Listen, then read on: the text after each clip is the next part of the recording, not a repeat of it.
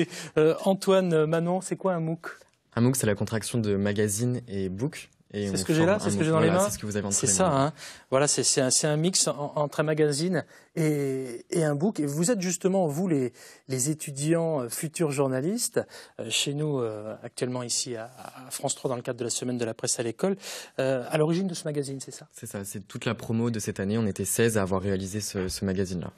Pourquoi ce nom étrange, R45? R45, en fait, c'est le nom de la salle où on travaille pendant un an. C'est notre salle d'études, en fait, R45. Alors, on le voit à l'image, c'est un support papier avec beaucoup de photos. Vous êtes allé à la rencontre des gens, dans leur intimité, vraiment. Hein. C'est ça. Et le thème de cette année, c'était travailler autrement. Donc, on devait tous s'intéresser à de nouvelles manières de travailler dans plein de domaines. On a de l'agriculture, la restauration, la culture, on a plein de choses. Alors justement, tiens, c'est quoi le métier de journaliste pour vous deux? Allez, Manon qui dit pas grand-chose avec ses beaux yeux là. Manon, le métier de journaliste que vous choisissez visiblement, hein, vous me le disiez tout à l'heure, vous voulez devenir journaliste, ça représente quoi pour vous le métier? Alors pour moi, le métier de journaliste est un métier en perpétuelle évolution, c'est se remettre en question chaque jour, avoir une ouverture d'esprit quasiment infinie. Essayer d'être le plus neutre et le plus objectif possible, avoir le souci de véracité et surtout aimer les gens, avoir envie de leur transmettre quelque chose, une information. Antoine? Je dirais un peu la même chose, sauf que moi j'aurais beaucoup de mal à définir le métier de journaliste. Et je pense que c'est ce qui m'attire, c'est qu'on peut faire plein de choses sur plein de supports et on peut travailler de différentes manières. Et moi, c'est ce qui m'intéresse dans ce métier-là. Ouais, des vraies curiosités. À propos de différentes manières, vous avez fait quelques réalisations concrètes pour France 3 qu'on peut voir sur les réseaux sociaux. On va en découvrir un premier exemple qui est assez surprenant. Je crois qu'on ne va pas trop en dire finalement. Ce qui est sûr, c'est qu'on est écolo toute sa vie et quand on meurt, on pollue énormément. C'est un peu le pitch. Vous allez comprendre, regardez, c'est une autre écriture, une écriture différente du schéma classique de la télévision tel qu'on connaît. Et on en parle juste après avec nos deux journalistes en herbe qui sont avec nous dans le cadre de la semaine de la presse à l'école. On est dans un cimetière à Dijon aujourd'hui qui compte 33 000 concessions et 138 000 défunts. Et on s'est demandé combien d'arbres il a fallu couper pour fabriquer tous ces cercueils. Et c'est d'ailleurs toute l'interrogation de notre reportage. Quelle est l'empreinte écologique de la fabrication des cercueils? Et surtout, existe-t-il des alternatives plus écologiques? Et on en a trouvé une, à peu près 1 heure de Dijon, à Saint-Martin-en-Bresse, chez monsieur Georges Bressan. Et Georges Bressan, il fabrique ses cercueils en cellulose depuis 1992. Alors on l'a rencontré, il nous a expliqué un petit peu comment il travaillait et surtout on a testé et on vous laisse découvrir ça tout de suite. Ces cercueils qui, en bois, entre autres, se dégradent, si vous voulez bien, en 30 ans. Le cercueil en carton se dégrade en 90 jours. C'est-à-dire que ces prix sont de l'ordre de 1200 à 2000 l'unité et un cercueil en carton à 240 €. Je pensais pas rentrer de sitôt à l'intérieur d'un cercueil. Le moment est venu.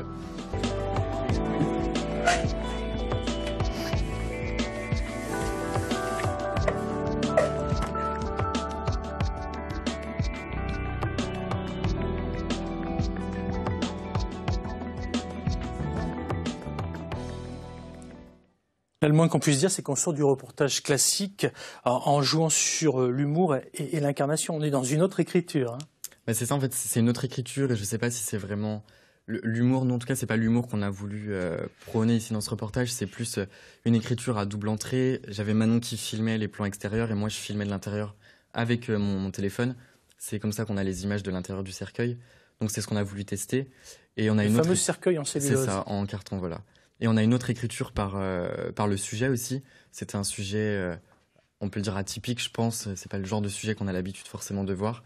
Et on s'est dit qu'en mixant les deux, on pouvait avoir un produit un peu hybride et innovant. Alors ces produits hybrides et innovants, on ne les retrouve pas forcément sur la chaîne de télé classique comme ceux qui sont avec nous ce matin. Il faut aller les chercher sur les écrans connectés, c'est ça? C'est ça, sur les réseaux sociaux, sur les sites internet, sur la chaîne YouTube de France 3 Bourgogne, ils sont en ligne, donc on peut les retrouver ici. Oui, il y a plein de choses qui sont faites et qu'on ne soupçonne pas parce que vous êtes plusieurs à être venus ici en immersion dans France 3 pour nous faire vivre finalement votre jeunesse, hein, on va dire ça comme ça, voilà une autre expérience. C'est ça, c'est une opportunité, je pense, de pouvoir rentrer ici et apporter, nous, cette fraîcheur et ce regard sur le numérique qui se développe de plus en plus. Et nous, on a beaucoup de choses à apprendre des journalistes qui travaillent ici et de tous les moyens qui sont mis à disposition sur le numérique. Comment vous avez vécu maintenant cette absence de contraintes finalement? Parce qu'on vous a carrément donné carte blanche. Oui, c'est ça. Donc, on devait juste traiter d'un sujet autour de la thématique environnementale, mais sinon on avait carte blanche. Et je dirais que c'était à double tranchant. L'atout, c'était que du coup, on bénéficiait d'une énorme liberté.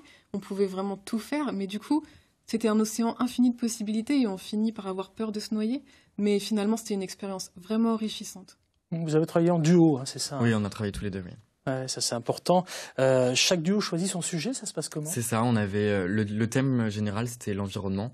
Et ensuite, chacun choisissait un sujet et une forme.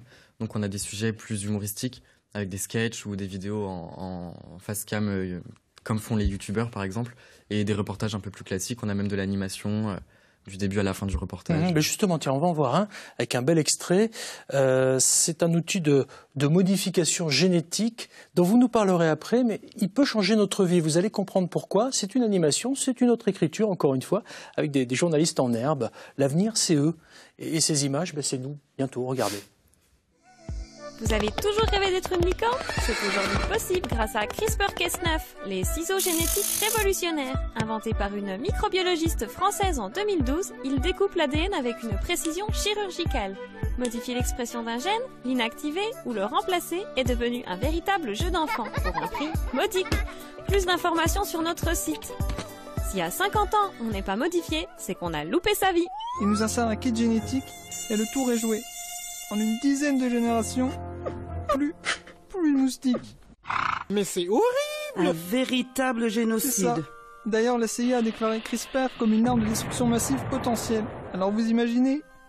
On est encore très loin de connaître parfaitement l'ADN. Certains scientifiques craignent que ces mutations ne passent la barrière des espèces et se propagent chez d'autres animaux.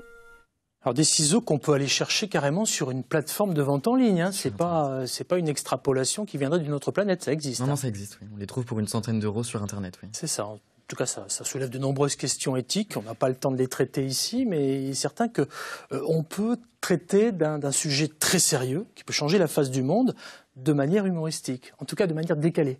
C'est totalement ce qu'elles ont voulu faire et l'animation, c'est quelque chose qu'on n'avait pas forcément eu l'habitude de mettre en pratique.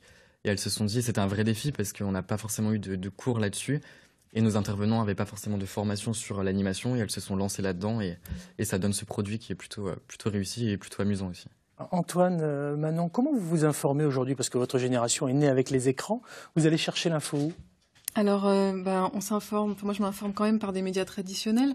Mais également. Alors, il ne faut pas faire du feuilletage, hein, c'est pas nécessaire. Hein. Mais oui, bien sûr, je pense qu'on aura plus tendance à se tourner, par exemple, vers les réseaux sociaux. Ouais. Instagram, aujourd'hui, fait partie de notre quotidien. Il y a certains médias qui sont présents sur Instagram.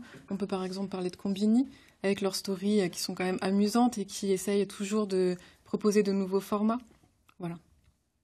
Moi, pareil, les réseaux sociaux et puis pas mal d'applications. Je télécharge souvent des applications de médias plus traditionnels ou moins. Et surtout, j'écoute la radio en fait les matins aussi. C'est mon premier geste pour l'information le matin en fait. Très bien. Vous êtes en master Euromédia, je le précise. Hein. Avec nous encore. Alors pour Manon, c'est un stage. Pour vous, c'est une alternance.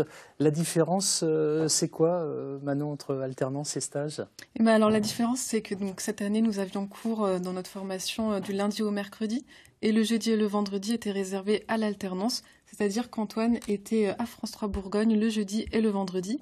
Alors que moi, le jeudi et le vendredi, j'étais à l'université pour travailler sur des projets et j'ai rejoint France 3 Bourgogne en stage qu'à partir du mois de mars. Ok, une formation pluridisciplinaire, on va dire, pour valoriser le travail en équipe et favoriser la prise d'initiative pour peut-être devenir journaliste. En tout cas, c'est bien parti. Hein. Bonne chance à tous les deux. Merci Restez avec nous jusqu'à la fin de l'émission.